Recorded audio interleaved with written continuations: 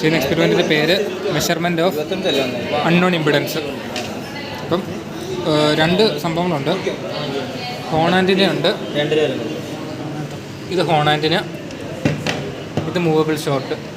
ഇതിൻ്റെ ഇമ്പിഡൻസ് നമുക്കറിയാം, ഇതിൻ്റെ ഇമ്പിഡൻസ് അറിയത്തില്ല. അപ്പം അറിയാവുന്നത് റെഫറൻസ് ആക്കി വെച്ചിട്ട് അറിയാത്തതിൻ്റെ ഇമ്പിഡൻസ് കണ്ടുപിടിക്കുക. അടുത്ത് വോൾട്ടേജ് കറണ്ട് സെറ്റ് ചെയ്യണം. ഫസ്റ്റ് വോൾട്ടേജ് ഇടണം. വോൾട്ടേജ് ഇട്ടിട്ട് റിപ്പിലർ ബീം വോൾട്ടേജ് സെറ്റ് ചെയ്യണം. ഇവിടെ മാറുന്നതാണ്. ഇതൊരു 290-300 ഇടയ്ക്ക് ഇട്ടാൽ മതി.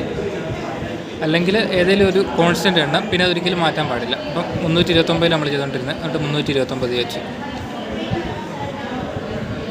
അപ്പോൾ ഫസ്റ്റ് വോൾട്ടേജ് അത് ഇങ്ങോട്ട് തിരിക്കുമ്പോൾ അത് കറണ്ടാവും. കറണ്ട് എന്ന് പറഞ്ഞാൽ 16 തൊട്ട് 20 ഇതിൻ്റെ ഇടയിൽ വെക്കണം. നമ്മളിപ്പോൾ 20 വെച്ചു, ഇവിടെ അത് മാറ്റുന്നത് 20. അപ്പം ബീം വോൾട്ടേജുമായി ബീം കറണ്ടുമായി അടുത്ത റിപ്പല്ലർ വോൾട്ടേജ് തുടരണം. അത് ഏറ്റവും മാക്സിമം തന്നെ -279, അത് തിരിക്കുന്നില്ല. അപ്പോൾ ഇത് 3 ഓക്കെ ആയി. പിന്നെ ശ്രദ്ധിക്കേണ്ട ഇവിടുത്തെയാണ്. ഇവിടെ മോഡുലേഷൻ എന്നുള്ളത് AME തന്നെ ഇട്ടേക്കണം. അപ്പോൾ ഇവിടുത്തെ ഇത്ര ഓക്കെ ആയി. പിന്നെ ഇതെല്ലാം ഓണാക്കി, ഇതിൻ്റെ പവർ സപ്ലൈ ഓണാക്കി, ഫാൻ ഓണാക്കി. ഇത് ഏറ്റവും ഇവിടെ തന്നെ കിടക്കുക, ഏറ്റവും മിനിമത്തിൽ തന്നെ 0 കിടക്കണം, അനക്കുന്നില്ല. ഇതും 0 കിടക്കണം ഇങ്ങേ അറ്റത്ത്. എന്നിട്ട് ഒരെണ്ണം കണക്ട് ചെയ്തു. ഇപ്പോൾ കണക്ട് ചെയ്തത് മൂവബിൾ ഷോർട്ട്, നമുക്ക് അറിയാവുന്നത്. എന്നിട്ട് ഇവിടെ നിന്നാണ് CROയിലോട്ട് പോകുന്നത്. ഇപ്പോൾ ഒന്നും കാണുന്നില്ല. അപ്പോൾ ഇത് ജസ്റ്റ് അനക്കി നോക്കണം. അന്നേരം അവിടെ സ്ക്വയർ വേവ് കാണാൻ പറ്റും. അപ്പോൾ ഇത് നീക്കി തുടങ്ങുമ്പോൾ അവിടെ പീക്ക് ടു പീക്ക് എന്ന് പറഞ്ഞൊരു ഉണ്ട് അടിയിൽ. അതാണ് നമ്മൾ മെഷർ ചെയ്യുന്നത്. പീക്ക് ടു പീക്കിലെ വോൾട്ടേജ് മെഷർ ചെയ്യും, ഈ ഡിസ്റ്റൻസ് മെഷർ ചെയ്യും. ഇത് മാക്സിമം മെഷർ, ഈ ഡിസ്റ്റൻസ്. അതായത് ഇതിങ്ങനെ 2 കാര്യങ്ങളാണ് മെഷർ ചെയ്യാനുള്ളത്. ഇതിങ്ങനെ നീക്കിയിട്ട് എപ്പോഴാണോ അവിടെ മാക്സിമം വാല്യൂ വരുന്നത് ആ വാല്യൂ നോക്കുക. ഇപ്പോൾ ഒരു മാക്സിമം ഇനി കുറേ ചെയ്യുന്നു. അപ്പോൾ ഈ മാക്സിമം വാല്യൂ നോക്കുക. ഇതാണ് മാക്സിമം വാല്യൂ. 57 57.1 നേരെ മാക്സിമം പോകുന്നുണ്ട്. ആ 57.1 അതുപോലെ ഈ വാല്യൂ ഇല്ലേ, ഈ വാല്യൂ ഈ 0 കറക്റ്റായിട്ട് ഒരു സ്ഥലത്ത് നിൽക്കുന്നുണ്ടെന്നുണ്ടെങ്കിൽ കുഴപ്പമില്ല.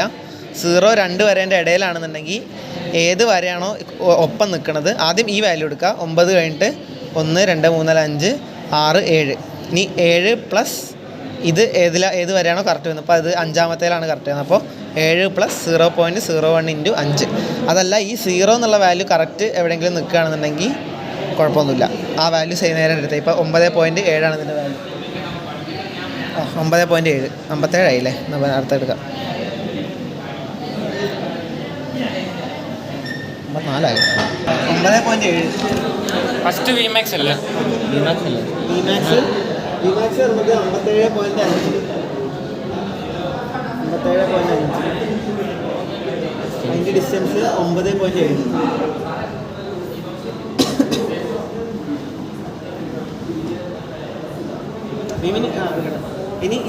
ഇനി അല്ല ലെഫ്റ്റിലോട്ട് നീക്കി കൊണ്ടുപോകാം. അപ്പോൾ ആ വാല്യൂ ഇങ്ങനെ മെല്ലെ മെല്ലെ കുറഞ്ഞു വരാതെ CROയിൽ അങ്ങനെ കുറഞ്ഞു പറഞ്ഞാൽ എവിടെയാണോ മിനിമം വാല്യൂ വരെ പോകുന്നത് അതെടുക്കാം. ഇവിടെ മിനിമം വാല്യൂ കഴിഞ്ഞാൽ ഇത് മാറും, അത് നോക്കണ്ട. ഈ താഴത്തെ വാല്യൂ നോക്കിയാൽ മതി.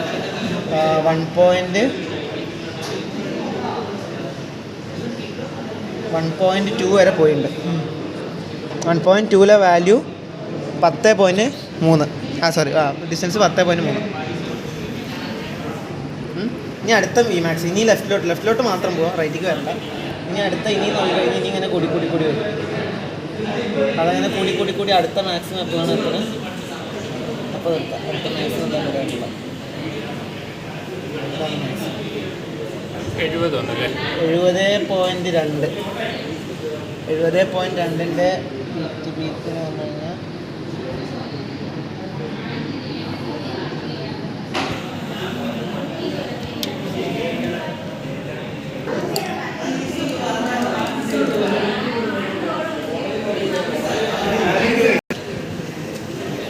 ഇപ്പോൾ നമ്മൾ ചെയ്തത് മൊബൈൽ ഷോട്ടിൻ്റെ അതിൻ്റെ വാല്യൂസ് എല്ലാം എഴുതിയെടുത്തു.